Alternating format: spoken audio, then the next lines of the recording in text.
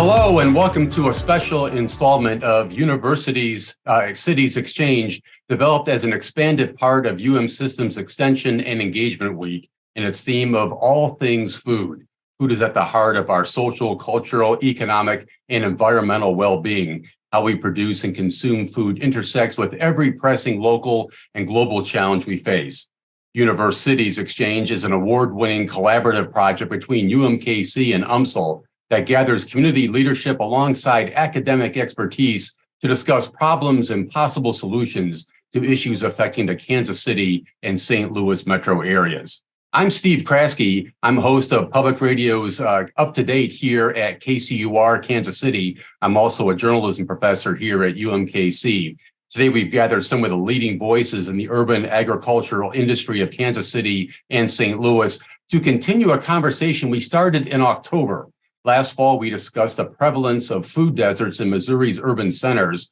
Our panelists agreed that the term food deserts might more accurately be described as food swamps, a name directly referencing the lack of affordable and, most importantly, healthy and locally produced food in many neighborhoods throughout both of our cities. Today, we will spend our time exploring the rise of urban agriculture and how producers are finding creative ways to make inroads to food access while also tackling other social issues like workforce development and immigration. Let me introduce our guest to you now. Dr. Juan Cabrera Garcia is a plant scientist working as a field specialist in horticulture for the University of Missouri Extension. James Forbes is co-founder and CEO at Good Life Growing over in St. Louis. Brianne Derby is executive director of Cultivate KC. Welcome to all of our guests, and thanks for joining us today. For everyone else that's joined us, we'll set aside the last 15 minutes of our time together for some Q&A. So please put any suggestions that you might have for a question in the chat, and make sure to note if your question is for one member of our panel in particular here. Okay, let's start our conversation with a bit of context to try to unpack what exactly urban agriculture is. And Juan, I'm going to begin with you.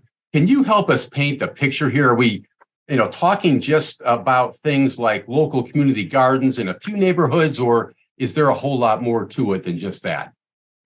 Thanks, Steve. But when we talk about urban agriculture, many people tend to think about the garden that's in your backyard. But it's a wide range. You have individuals doing self-sustaining, growing their own food. They may have some pots with some plants there. They can also have some hens laying eggs. But we also have commercial growers that they are having gross revenues between $50,000 to up to $80,000 in half an acre, doing it commercially. So that's the range we're talking about when we talk about urban agriculture. And it's not just community gardens. We have, for example, the local Extension Master Gardener program in Kansas City. They grow food and they donate a lot of food every year. You also have places where you cannot grow crops in the soil, where you have a greenhouse or you have fully indoor operations where you can grow food by controlling the environment. Juan, I should note that you're the state vegetable specialist, as I said in the intro for MU Extension. So you're also active in the state's rural communities. I'm wondering, are there any fundamental differences in the approaches to urban agriculture versus traditional rural farming? Yes, specifically, it relates to the policies or the challenges that urban farmers face in each location. We also have, for example, the issue of land access. Urban farmers tend to be more intensive because they want to be more productive per square foot of production, because land is a commodity that's hard to come in urban areas as opposed to rural areas. Have you encountered any urban farms that are in partnership with rural farms? And I'm, for example, a rural farm with an urban outpost, or maybe tech from an urban farm that's benefiting their rural counterparts. I mean, is there more collaboration between the two that's needed going forward? From personal experience, I've seen rural farmers that go to urban locations to sell their produce. That's their main market.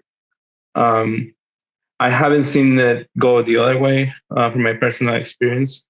And I think there's more. That's a.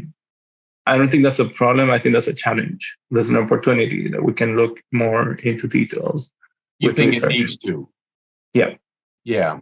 Well, Brienne and James, you're two of the largest players in the urban agriculture sector for Kansas City and St. Louis.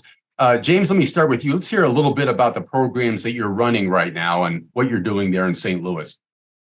Hey everyone, thanks again for having me on. So I'm one of the co-founders of Good Life Growing, and oh God, I guess as briefly as I can summarize everything that we do, we are a for-profit social enterprise that primarily focuses on urban farming, just growing vegetables and some fruit here within the city of St. Louis and distributing it through local farmer markets, our own retail grocery outlet, through wholesale distribution, direct to consumer, and to restaurants. Beyond that, we are a registered United States Department of Labor apprenticeship program. So throughout the course of a 2,500-hour hands-on paid experience, we train and certify people for Grow Technician Level 1. Candidly, the vast majority of our land that we manage or just outright own directly, which is about 5 acres, is organic soil production. But when thinking about what folks in our communities really need is higher paying, careers and jobs that have something with some community and social impact, because people do want to feel good about what they do. But I myself am a graduate from the University of Missouri Capner program, and there was no how to do hydroponics, aquaponics in a vertical climate controlled setting to get ahead of pending climate change and market demand. So that's what we teach people, is a cumulative curriculum based on a lot of literature and a lot of hands-on learning, with now starting wage of $15 per hour that scales to 20 throughout the 2,500 hours that are benchmark and metric based. I think that's my 2 minutes. How long have you been connected with Good Life Growing, James? This is going to be it's our 10th year. We started in October of 2013. Okay, let's flip over to the other side of the state. Brienne, you lead Cultivate KC. Tell us about the work you're doing in Kansas City. Yes, thank you. And thanks for having us today. So Cultivate KC, we're a nonprofit, and we've been serving the Kansas City area since 2005.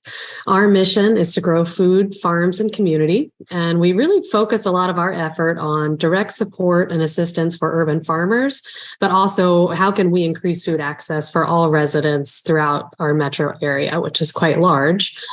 We operate 4 main program areas. I'll start by telling you about what we do in the space that we call urban farmer development.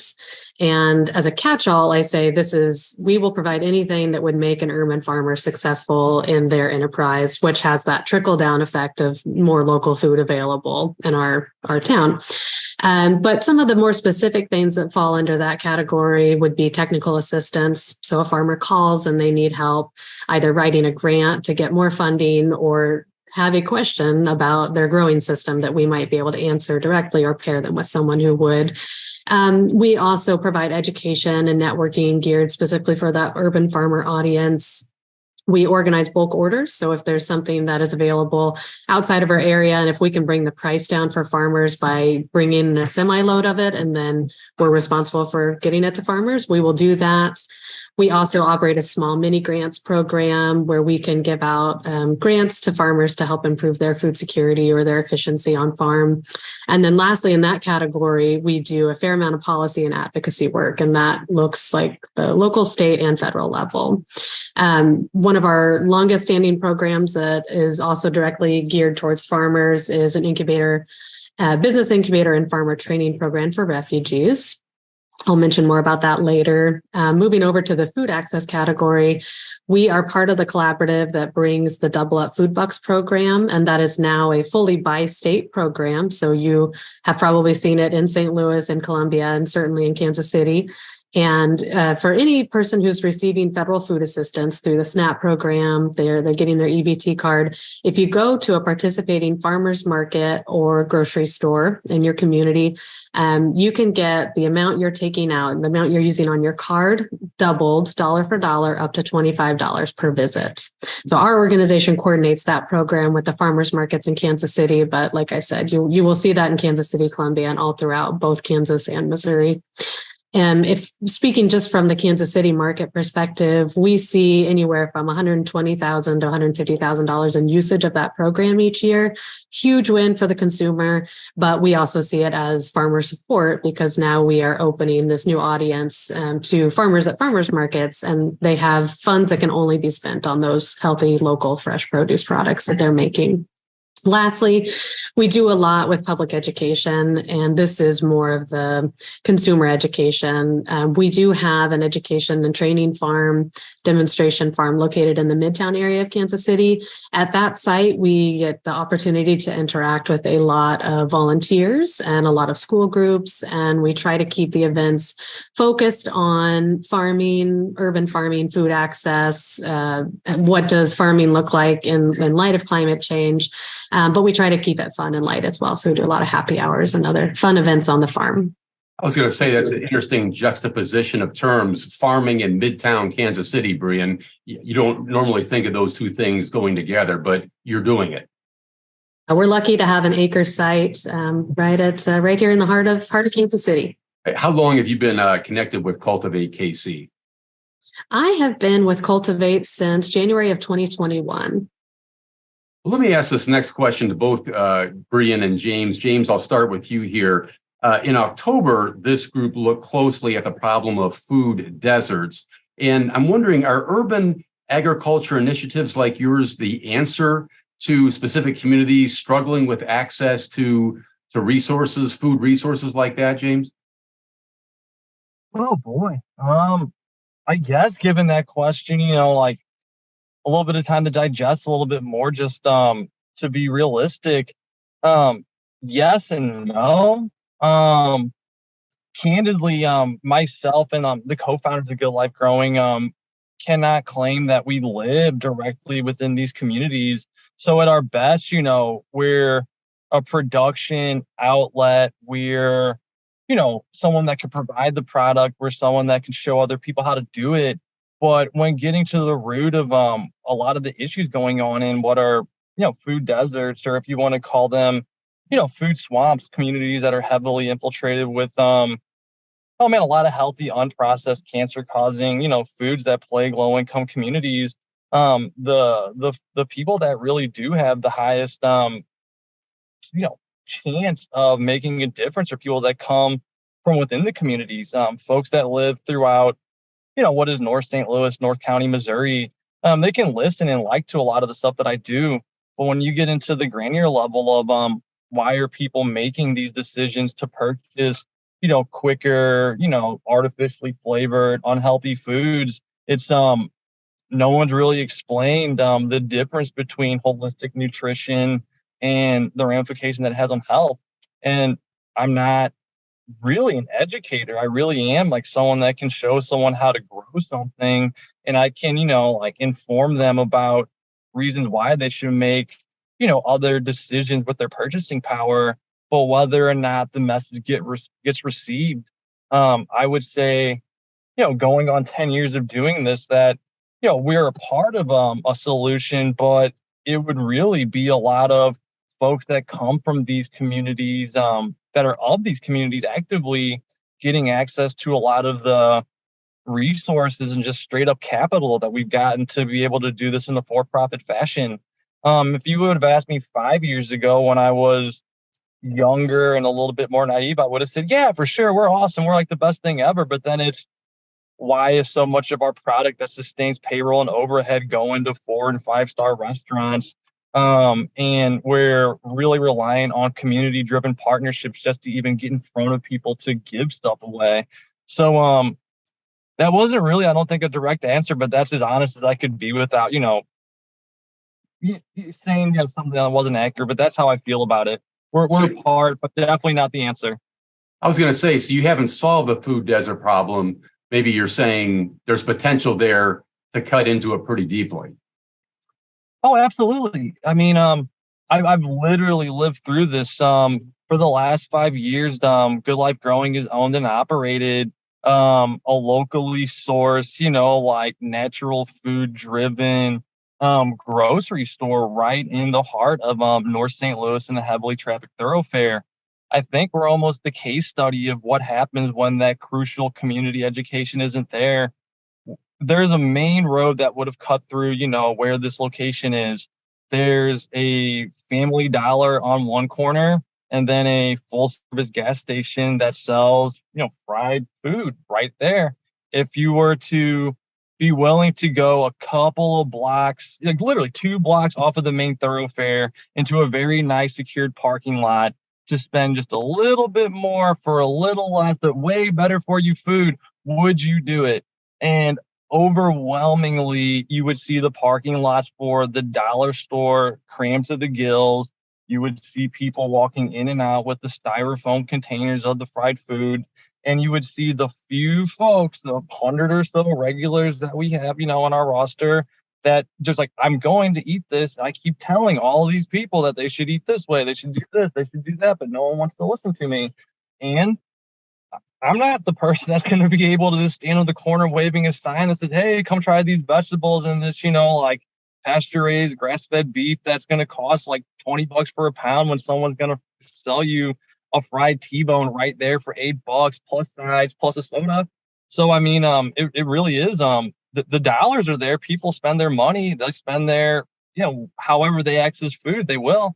But again, if folks don't know and you pair, realistic market driven factors that, again, with like the food desert or food swamp, not only are they typically and predominantly more, I hate the term, but lower income, it's the low density. So that's another thing, is that you really would have to stack community members producing a variety of niche products that can compete with the convenience and price point, that can also talk to folks about why it's important to make these decisions. A handful of folks like myself, can make all the difference, and we could be successful amongst ourselves in a business setting. But as far as like a macro, what do you do with a population of 100,000 people that are in these food insecure areas? That's a way bigger problem than a 6-person, 11-person company that partners with other community driven efforts.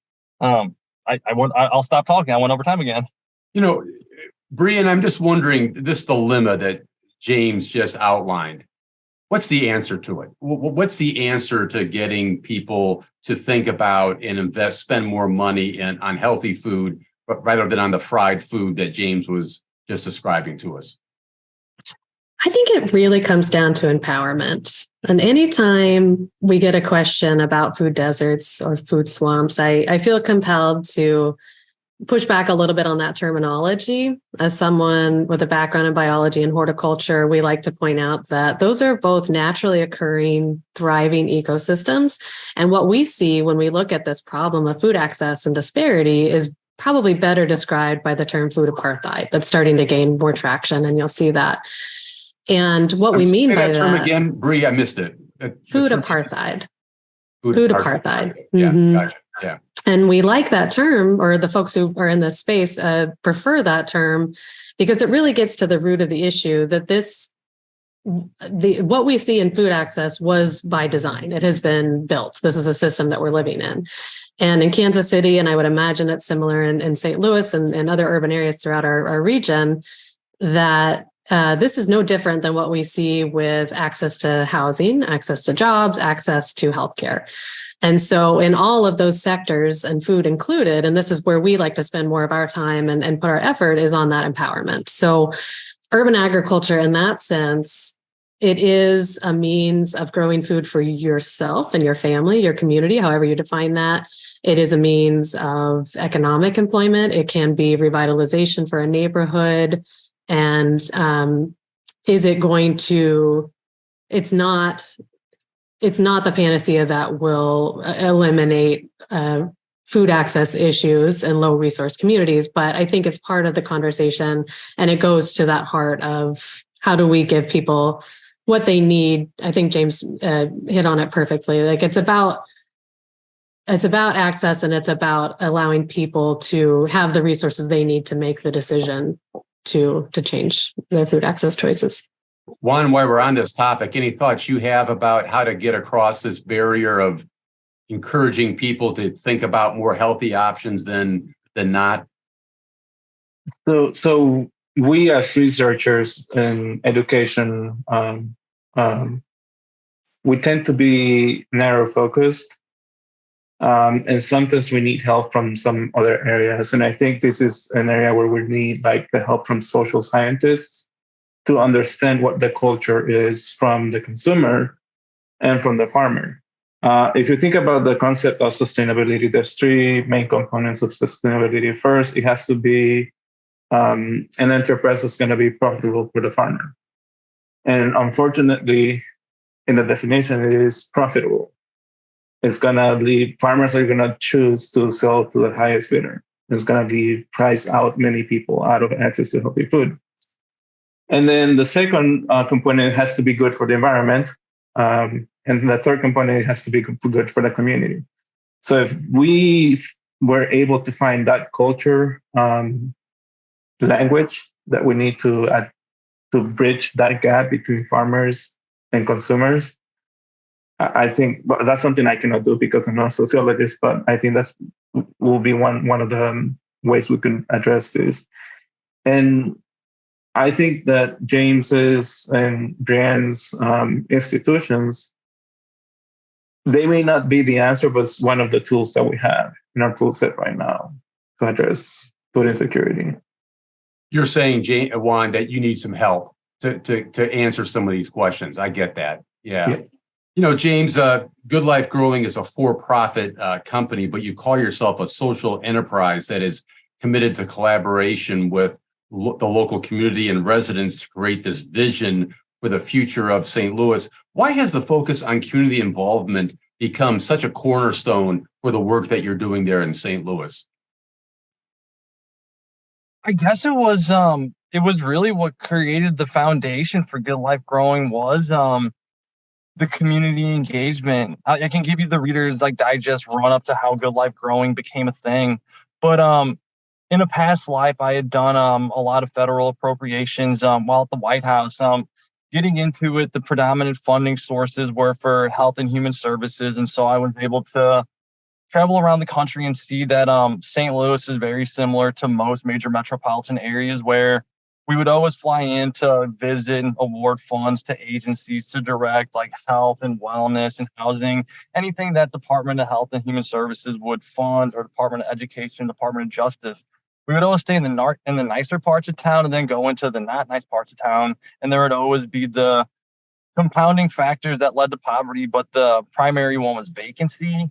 And knowing that vacancy creates, I guess, low cost barriers to access land. When I fast forward into my career and I had the opportunity to acquire a city block in St. Louis for like $5, my initial intention was for myself and my friends to build an aquaponics system. We saw an episode of Doomsday Prepper like back in 2012 about what would you do if the electrical grid shut down. And so the initial plan, we were going to build our own greenhouse, build our own aquaponics system, have our own little, like urban farm. We could ride our bikes that were 10 minutes away, have our own dog park and all this stuff. But then, folks from the neighborhood, a lot of kids during the summer of 2012 through 13 helped us put together the farm, and we just started interacting with each other and starting to figure out that I was paying for all of, like the bills. We had to start taking these products to a farmer market. And so then we had the conundrum of, if we can't always be here watching the farm, who's going to do it?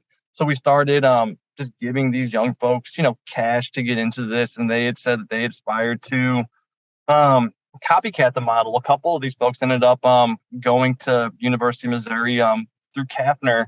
I had graduated from the college and explained that if you declared yourself as an ag major, you don't have the same ACT or GPA scores, and there's a lot of scholarships. And that was back then. This is like the early, like 2000s when this is going down. But getting to that is where the thought process of, if I'm one person that thinks that well, that I know that you need around like 4 to 6 acres per person to actually sustain life. And we have these issues and we have these vacancy issues. If I can show people how to, do the land acquisition, do the modeling, do the finances, gain the horticultural skills, that people would start to pop up and replicate the effort. And I could still, make a living doing something that's not, what at the time while setting this up, I had become a partner in an insurance brokerage, and I didn't really want to keep doing that. And so this is my way to do good life growing full time. But then also as a really optimistic millennial, thinking that I was gonna save the world. I mean, our mission statement used to be to end urban decay and food insecurity. And then we got some years into it and realized that you really can't end that by just folks like us doing this. It's like a multi-pronged approach, because the ability for those that do want to be self-sufficient and self-sustainable is definitely there. I'll be the first person to tell you that it takes an enormous amount of capital just to get something off of the ground that you could pay yourself and a couple of other people, just to even see like minor returns on investment on that. But then also that there are ways to work with other people. By being here in St. Louis, I think within a 500-mile radius, we're within range of, I think it's like 80% of where corn and soybean production takes place. Like St. Charles County, just here, northwest of St. Louis City, is one of the largest corn producing counties like in the world. The main reason that folks like that aren't necessarily, they're commodity farmers and they're living and dying off a large acreage. And the reason they don't grow vegetables is their infrastructure and subsidies haven't been directed towards what are like specialty crops. Like, it's harder to get the infrastructure to wash, package, store, dry, clean, and distribute lettuce than it is to combine grain and take it to the grain bin. Yeah. Those are things that from an advocacy level that I preach all the time, that if the city wanted a lot more involvement on the food access and the food distribution, I think Juan touched on it, that a lot of rural farmers will come to St. Louis for the markets that they have. If there was more infrastructure for a city like St. Louis that has a population of over 300,000, mind you do still need that 5 acres for that 300,000. So you need 1.5 million acres of like food production to sustain that population. Right. That's not happening in the urban core, but it's all around us. And pesticide drift's real, synthetic nutrient runoff that goes into fresh waterways are real. There are so many big things that we could do for, working with rural communities to make a big urban agriculture food access initiative. As you're talking there, James, Brianne, how much of that do you relate to the struggles he's talking about there?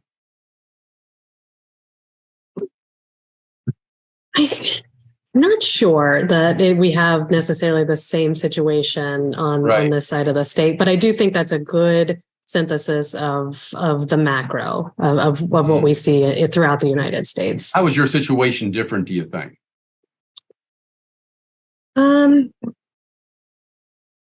Gosh, I mean,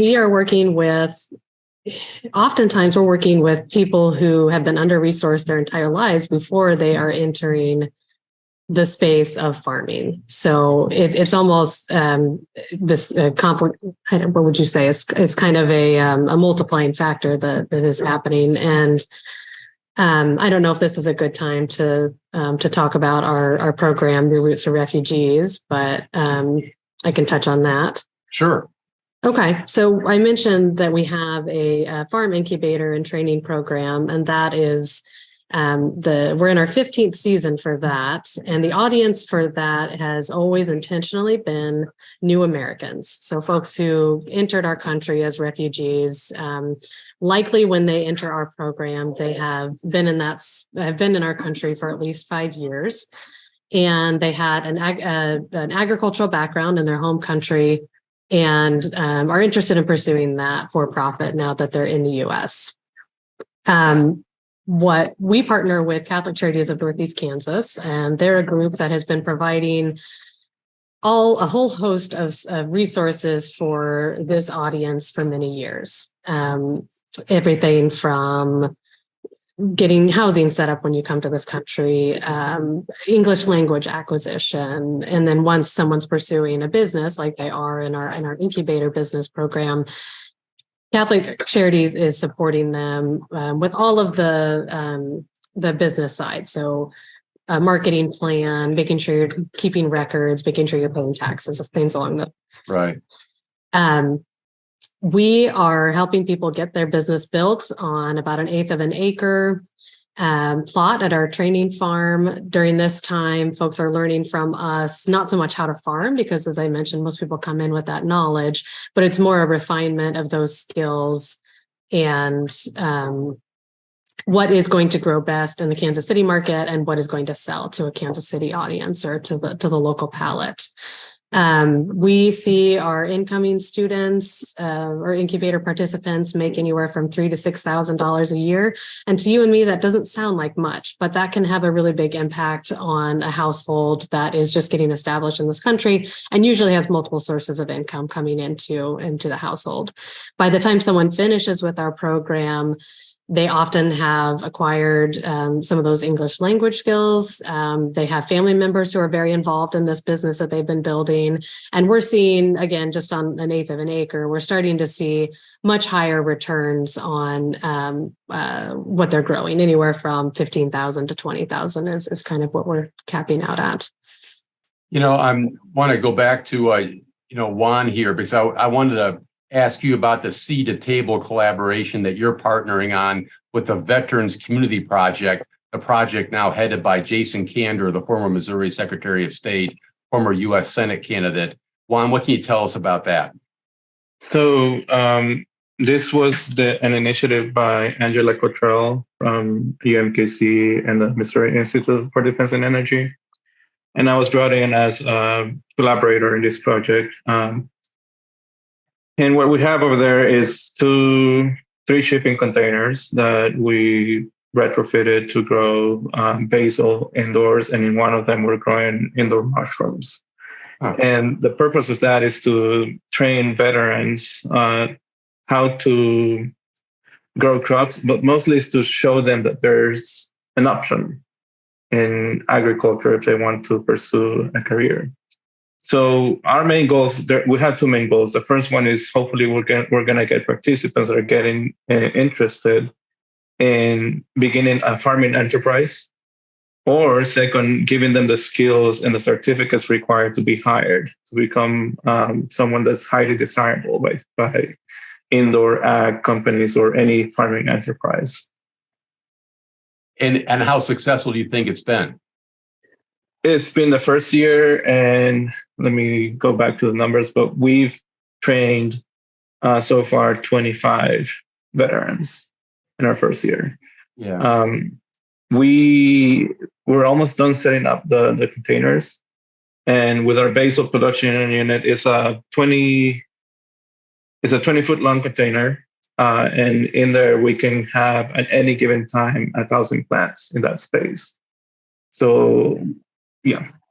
We actually have a video that we're going to play now about what you're talking about. And before we do, just to remind everybody, we have some questions coming in on the chat. If you do have questions, load us up. We'll be happy to go there. And here's this video that I just referenced about the program that Juan just mentioned, the Seed to Table collaboration with the Veterans Community Project.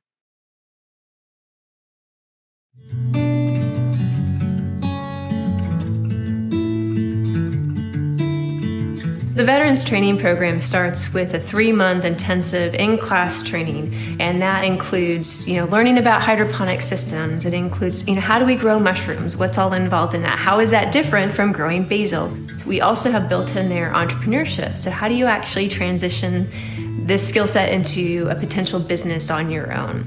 And so they go through that formal training in the classroom, but then we couple that with the experiential learning here on the farm. I've known Angie for a long time from my UMKC days. So when she came to me and kind of laid out this idea of taking residents from a residential program and utilizing them, giving them job training, and building in this skill that's easily developed and can, again, set them up for long-term success, which is what we're all about, it was pretty much a no-brainer for me. I said, we have the space to do it, we have the people to do it, UMKC has the know-how, so why don't we partner up and see what good we can do for the community. As the daughter of a veteran myself, it's very, very important to me to be a strong ally for veterans. And I thought that this would be a really cool idea of how do we work within Kansas City to go out, reach our veterans that are here locally, and train them in what is to become a $100 billion industry by 2030. I was in the National Guard. I was on tanks, M60 tank. When I transitioned to active duty, I went on the M1 Abrams tank. And the reason why I transitioned out of being on an armor crewman is because no one outside the military has got a need for that in their workforce. A lot of those agricultural jobs are high-paying jobs, they're good jobs, and there's something that somebody can really build a career off of. There is a huge demand for workforce and for training in controlled environment agriculture systems. So like we're in here today, right? We're in a container and we're actually going to be able to be growing vegetables and produce in this indoor environment. I want to grow stuff. I do. I grew up in government subsidized low-income housing. People that are impoverished generally don't grow things for themselves in an urban environment. And so it's one of those things I was always curious about. The goal isn't to just give somebody any sort of employment, it's about meaningful employment, something that somebody is going to really feel proud of doing that they can carry with them long term. And my experience at UMKC was very much that university is about Kansas City. It is about developing people to be great Kansas Cityans long term. In some aspect, we're like little kids. We want to learn something new and do something that we haven't done before. All right, we've shot at people, we've been shot at, we've blown things up, or people try to blow us up. Now can we grow something?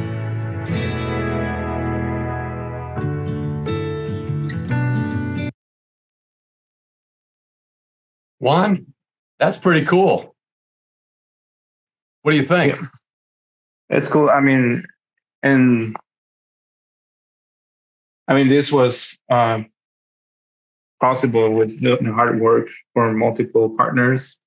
And we also had funding agencies that helped us get this program started, like the Beginning Farmer Program and also the Kaufman Foundation.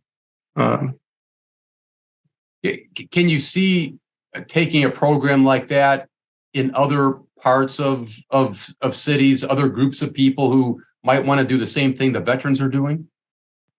Yes, so it is our desire. So we are partnering with Veterans Community Project, and the Veterans Community Project is expanding to other cities in town. So All right over now, the country. yes. Yeah. So right now we're starting with Kansas City with these container farms as a pilot. And my dream is to see this expand to the other locations where VCP is going to go. Well, what about other locations inside of Kansas City, maybe inside of St. Louis eventually? Yeah, why not? Why not? Yeah, right. Okay, we're going to go with some questions in the chat here. Let me start with one that I have here. One of the critiques of urban agriculture efforts across the country is that outside investors often choose an area of development that's located in the community that is under-resourced. As a result, the financial impact from these ventures doesn't always stay inside those same communities, and the food itself often leaves as well, making its way to restaurants that are in more affluent neighborhoods, is what I'm thinking about, where the demand for things like local and organic produce is much higher. How can producers take steps to guarantee that the benefits of these ventures stay in their own communities, Brian? What would you say to that? I would say that the producers that our organization works with and that most are associated with urban agriculture are not those large scale outside investments that maybe this question is getting at. And so when I'm working with a producer, I'm not putting it on, I think Juan mentioned this earlier, our producers need to get paid, farmers need to get paid, particularly people who are growing the specialty crops, the food that we recognize that as vegetables and fruits, not so much the commodities that become other foods. And so I wouldn't put it on the producers to make sure that the product that they're growing is going to maybe low income populations, but that's why I think there's so much strength in programs like Double Up Food Bucks that try to even the playing field so that all consumers have access to the same products. In other parts of the country, we've seen departments of ag investing money in programs that allow food banks or other food access points to purchase food directly from local farmers. I think that's a really great strategy that it's just so different to see. I don't want to pick on controlled environment ag, Juan, but a lot of the large scale investment that we're seeing in urban areas is these large greenhouses going in and growing the top dollar greens, the top dollar herbs that then get consumed almost entirely by restaurants. The farmers that we work with and the system that we promote is more about activating vacant lots or urban spaces and really contributing to community greening and betterment. Juan, anything you want to say about that?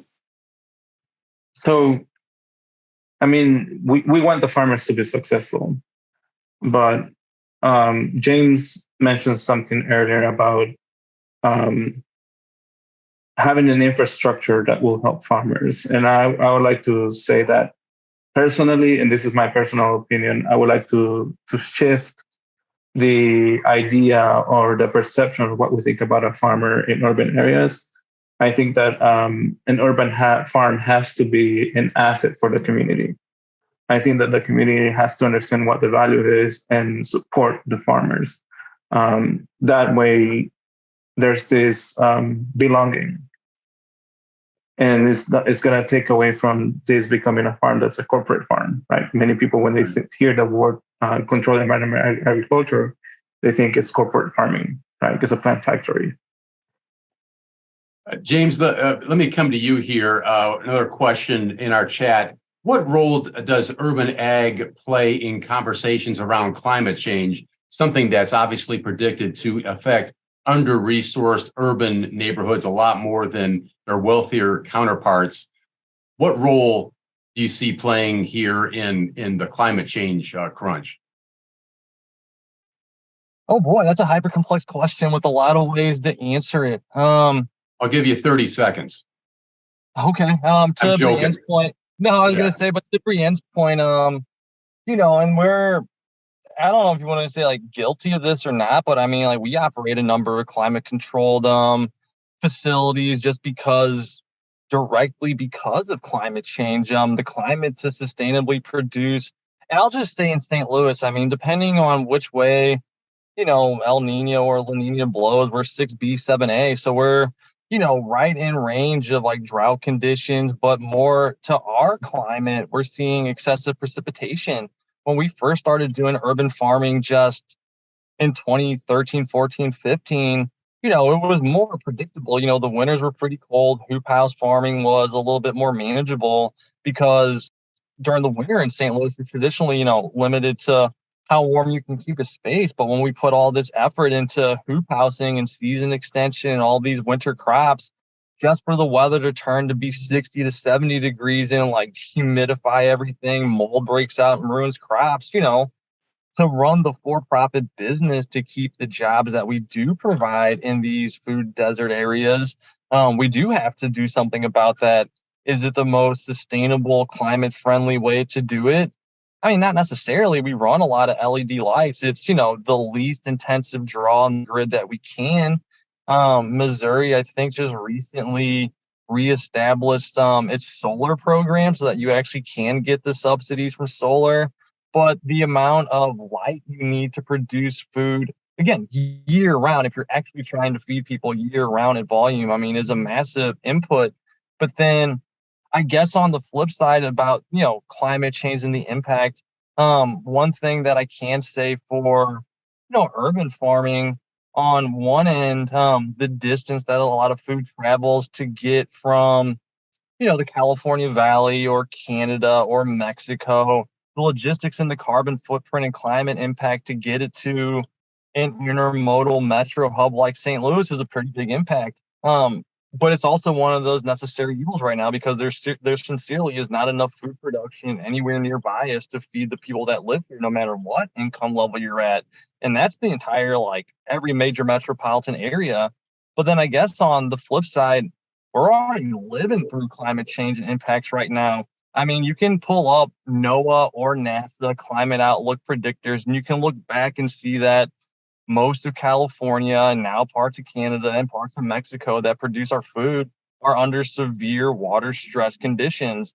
I mean, again, like it's not a good thing, but for me, I mean, I'm able to get away with selling pounds of spring mix for $4 or $5 a pound because it's still cheaper than the 7, 8, 9 that a chef would have to pay for the same 1 pound at a produce, like pickup place or whatever. But then again, that does price out people in the communities that are suffering for it. So I guess a long-winded way of me saying that, again, the people that are willing to put up, the time and the effort in the community that want to produce the food have the option to be more sustainable. But It also comes down to other functions. I mean, like here in St. Louis, you just can't go planting seeds in a lot of the ground. You would need to do some type of remediation or bring soil in. And that's a complexity in itself. And then you have to deal with what can you afford to cultivate, because inputs aren't free. You can't always depend on like grants or charity. So if you were going to put your own money into something, can you afford irrigation? If not, there's some crops you shouldn't grow. When it's 100 degrees during the daytime here, during peak season, can you afford the shade cloth or anything else you can do to keep your crops from bolting? Or do you know about these things? So it's so complex to say that, the answer that a lot of folks want to hear is like, yes, by being local and being here, we're going to be able to do all this stuff. But mathematically, without some kind of controlled environment, we can look to Europe. The Netherlands and Amsterdam is a phenomenal example of what controlled environment can do for dense populations. The challenge and the difference between a place like the Netherlands or Vancouver, British Columbia is household income is so much higher in those areas that they're able to afford those higher price points. So it comes down to a multi-pronged approach that definitely knowing where your food comes from, how to produce it, and how to be self-sustainable is one thing. But when you have to deal with what the impacts are, you really need like access to just money too. Right. A question for you, Brian, from Kathy. It has to do with land tenure and the availability of land for urban farms. If the land is zoned for, isn't zoned for farming, and there isn't a way for farmers to farm on it long term, the concern is that a whole great deal of energy and funds wind up being wasted here. It seems that urban farms aren't valued by some in local governments or some landowners. I know more than a few farms, Kathy writes, in the Kansas City, Missouri area that have had to move. Improved soil can't be moved. Farmers then have to start all over, she says. James was just talking about that. How big of an issue is all this? Kathy, I appreciate the question. This is actually something that Cultivate KC is experiencing right now. One of our farms is about to go through relocation. So this is a very real problem. For farmers who own their land, that's often going to be more common on residential lots that maybe used to have a structure and no longer do. Less of an issue. Ownership usually translates, unless you get behind on taxes or some other issues. Usually that ownership translates to tenure. For some of the larger projects that happen in our area, often that is a nonprofit like my own organization or others negotiating those leases. We're always hoping for the 25 to 50. It'd be amazing to get the 100-year lease, but I think what needs to happen is a real cultural mind shift. That for many years we have treated farming, particularly urban farming, as kind of a nomadic land use, like a placeholder. We'll have it here until we're ready to develop it. And so what we really need, this is some of the work that we do, but we can use everyone to amplify this message, is to start thinking more seriously about food production, both in ground and controlled environment, as equally important a land use as housing and all the other myriad uses of land. What about city government not taking urban farming as seriously as it should, Brian? I don't think anybody takes urban farming as seriously as it should. Unfortunately, people don't necessarily see the direct value to having local food, but I do think that our recent experience with the pandemic, and we just briefly touched on climate change, but climate change will threaten our supply chain and will continue to do that. And so I think out of necessity, we will start as a society placing more emphasis on resourcing not just food, but lots of things locally. And so I think we will start to see that mind shift out of necessity.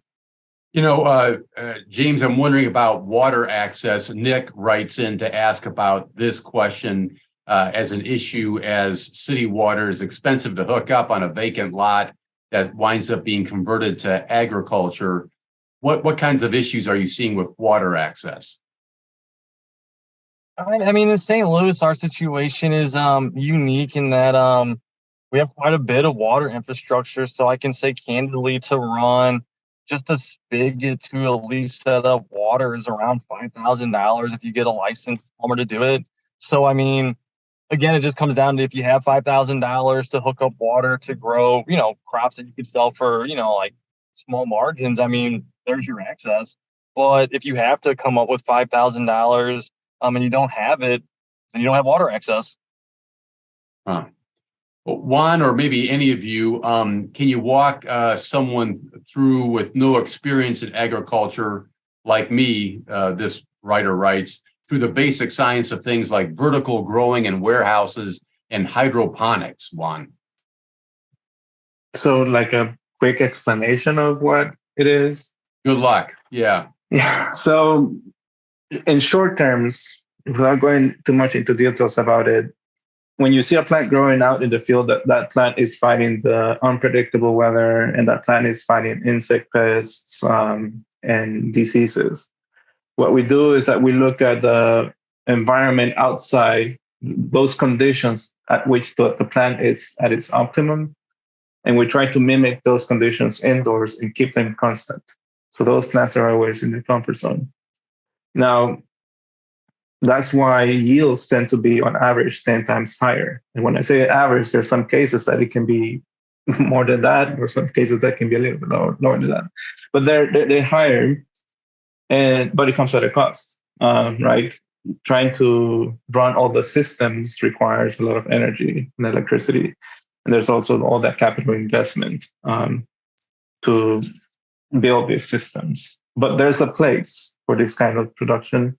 Like what James was saying, there are spaces in St. Louis where you cannot grow, or in urban areas where you cannot grow crops in the soil. And your only alternative to be able to offer that community some fresh produce is through indoor plant production, either in a greenhouse or in a vertical farm. Brian, how much of an issue is water in Kansas City? Access to water?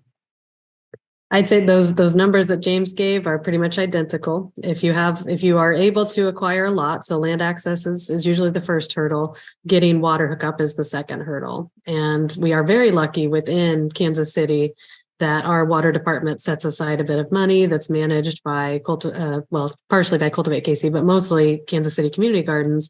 And so any community garden or urban farm that needs help with water access can apply for that funding to get their water tap installed, or rain catchment, or whatever is the best solution for their site. But definitely up there with land access as far as the struggles to getting started. Again, if our viewers have questions, throw them in the chat here in just a few minutes we have remaining.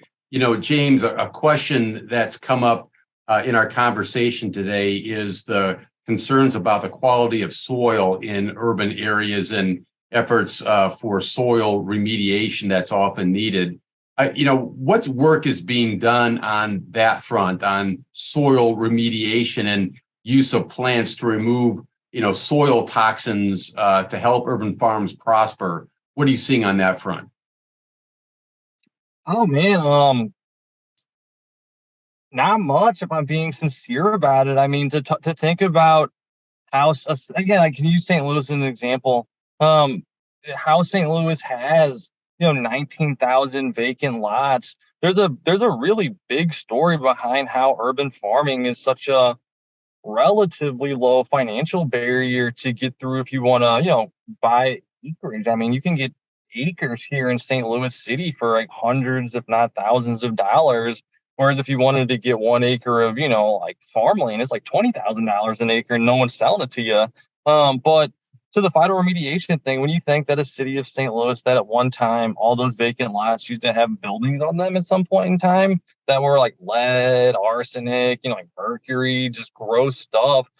Those again are like severe challenges that a group like myself, we can convert an acre by building soil and bringing it in and getting, assistance and funding for brownfield remediation. But that's a sincere drop in the bucket in an urban land. So, there's programs and strategies you can do for like raised bed farming, but then again, that's also like cost intensive. So you can bring soil in on a relatively all right spot of ground that you can get soil test from. University of Missouri Systems is actually a great place to send in samples to see if there's any contaminants, in the soil. But the problem is if you do find something like lead in your soil, that type of remediation is intense. And for phyto remediation, there's a couple of folks that do, like sunflower stuff from here and there. But it's literally a drop in the bucket of like how severe that issue is as far as like soil quality. So that's one thing I would stress, that if we are to take urban agriculture serious, like a lot of other cities have. The city of Asheville, North Carolina is a great one. Denver's a good one.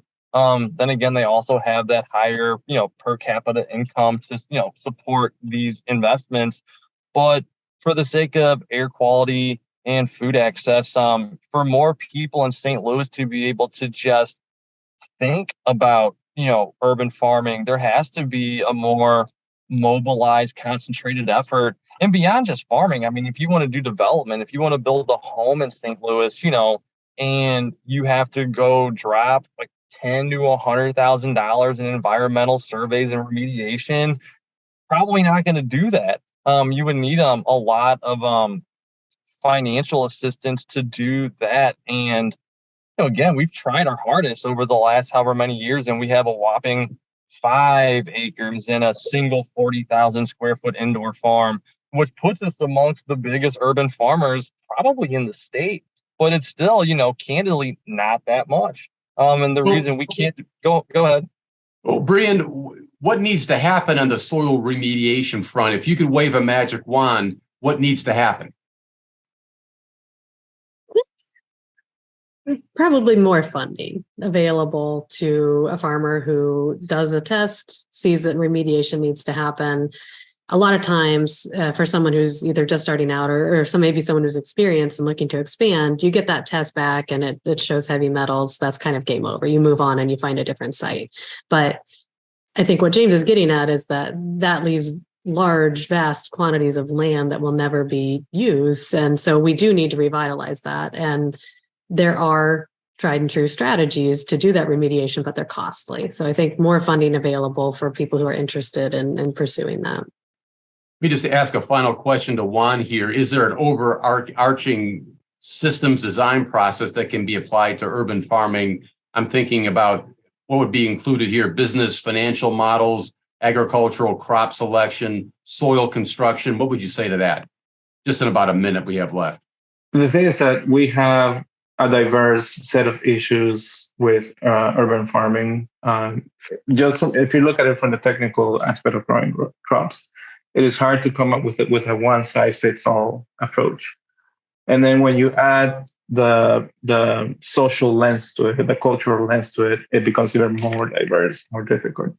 But I think that when I say challenge, I say there's an opportunity to come up with, let's put together a team of researchers, social scientists, horticulturalists, and just talk about these issues and come up with, let's see if we can develop a model that can adapt itself to the different situations to grow crops.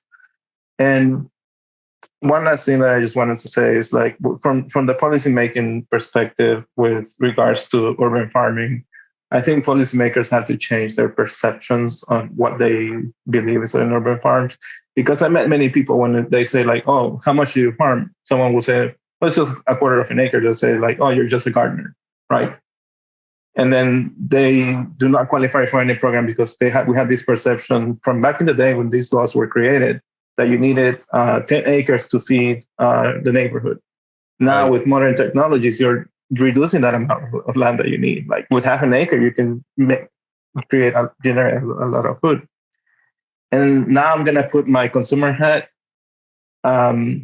We live in a culture of convenience, and unfortunately, I also I'm not preaching about it, but because I also make this mistake, I like convenience. I like to have a fresh tomato in January, right?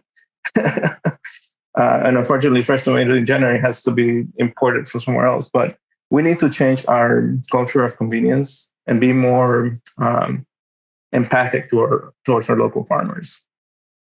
We're going to have to end our conversation there. And I want to thank Juan, James, and Brian for their time here today.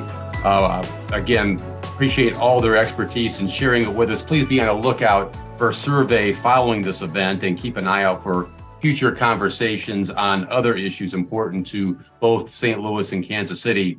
Until next time, I'm Steve Kraske, and this has been UniverCities Exchange. See you next time.